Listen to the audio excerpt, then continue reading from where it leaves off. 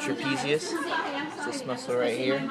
Its origin is the occipital bone and the thoracic vertebrae.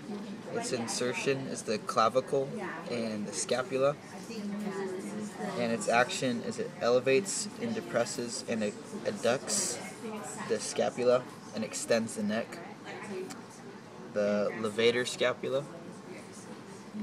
Okay, lift up the trapezius. This right here.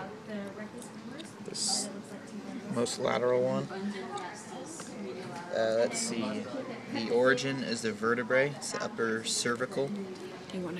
The insertion is the superior scapula, and the action, it elevates and adducts the scapula at superior angles. Next is the rhomboid. It's the broken one right there. Its origin is the vertebrae, C7 to T5. Its insertion is the scapula, the medial border, and its action is adduction of the scapula. Next is the pectoralis minor. Flip it over, I think.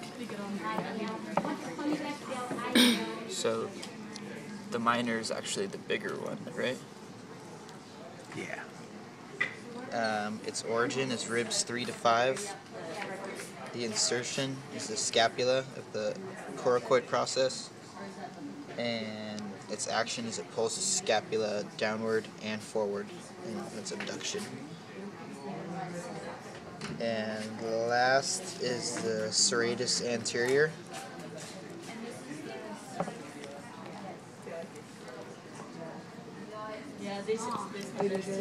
Its origin is the upper 8 ribs.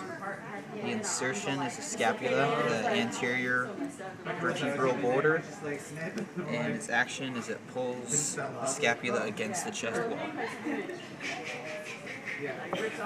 That's it.